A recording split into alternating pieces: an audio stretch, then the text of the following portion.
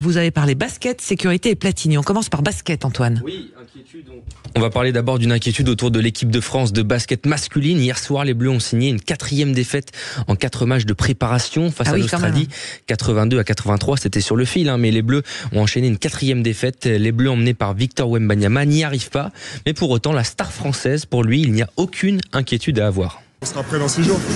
Et il n'y a vraiment aucune inquiétude. On a fait le choix d'avoir une préparation dure.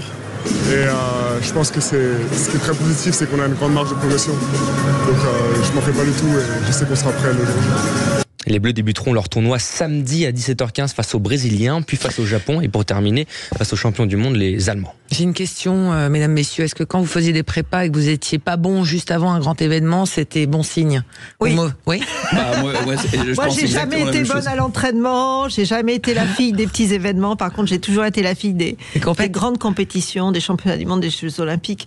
Et donc, tout est une question de motivation. Et quand il y a une grosse médaille, un gros enjeu, il y a des gens qui savent se dépasser. Il y en a d'autres qui savent pas. Et puis il y en a, et même s'ils sont pas bons à l'entraînement, la compétition fait qu'ils trouvent des ressources qui les font gagner et qui les font battre leurs adversaires. Alors, moi, j'ai pas fait les Jeux, mais préparation de championnat du monde, c'est pareil. C'est jamais très bon d'arriver en position de leader dans des compétitions comme ça. Ah, mince alors. Non, parce que regardez, moi, je me rappelle de certains biathlètes Monsieur Poiret, qui avait été 5 ou 6 fois champion du monde, qui a jamais réussi à faire sa médaille aux Jeux. C'est compliqué parce que vous avez tous les médias derrière vous. Il y a une grosse pression. Et Philippe va nous en parler. Ouais, il en parlera. On est en train de récupérer Philippe Candeloro. On raconte tout, les coulisses de tout ça. On va continuer avec nos 3 mots de l'info.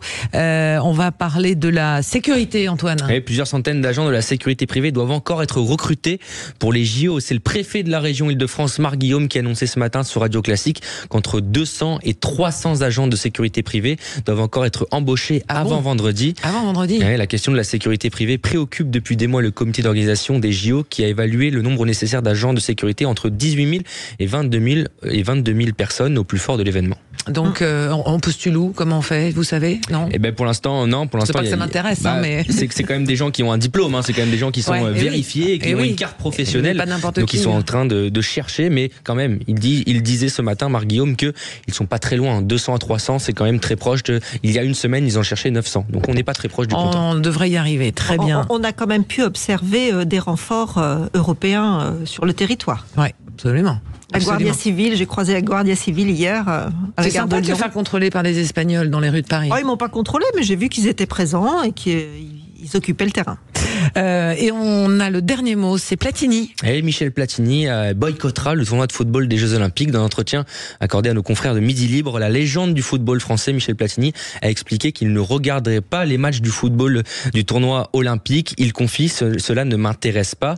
L'équipe de France olympique, le football n'est pas un sport olympique. L'ancienne gloire de Saint-Etienne assure que le football sert à remplir les stades des JO, car c'est le football qui fait le plus de spectateurs. Pour lui, si le football n'est pas intéressant aux Jeux Olympiques, c'est aussi à cause des sélections des joueurs. La FIFA n'a jamais rien voulu faire pour que les meilleurs joueurs soient là. On a le droit à des équipes B, C, voire D. Cela n'a aucun intérêt. On rappelle que l'équipe de France débutera son tournoi mercredi au stade Vélodrome de Marseille à 21h face aux États-Unis. Ça c'est dit. Il a lancé le lance-flamme, Michel Platini, Pascal Aizouan. Ça rejoint ce que disait Nelson Montfort il n'y a pas si longtemps, qu'il y avait des sports qui peut-être n'avaient pas quelque chose à faire aux Jeux Olympiques, comme le football, si évidemment ils ont une Coupe du Monde, un championnat d'Europe, des compétitions qui leur sont propres, au rugby, basket. Alors je sais pas, moi j'ai pas d'avis là-dessus, mais c'est vrai que les Jeux Olympiques, c'est d'abord fait pour tous les sports olympiques amateurs, gym, natation, des sports qu'on n'a pas l'habitude de voir à la télé. Et là, ils ont toute leur place. Et c'est vrai qu'on parlait d'Mbappé et Griezmann, au final, pendant des mois, et puis au final, ils seront pas là. C'est pas les meilleurs joueurs de l'équipe de France. Exactement. Moi, ce que je trouve, c'est que des joueurs aimeraient peut-être y aller, mais en tous les cas, les clubs les libèrent pas. Enfin, on sait pas trop bien qui vient composer ces sélections nationales. Et à l'inverse, sur le rugby, on a Antoine Dupont qui s'est fait une fierté de participer au tournoi olympique en rejoignant les rangs du rugby à 7. Et ça, c'est plutôt... moi, je trouve ça hyper sympa. Rapprochez-vous bien du micro. Et c'est ça qui est intéressant, parce qu'en plus, c'est pas du rugby à 15, c'est du rugby à 7. C'est notre spécialité de rugby. Donc là, c'est le même sport sans être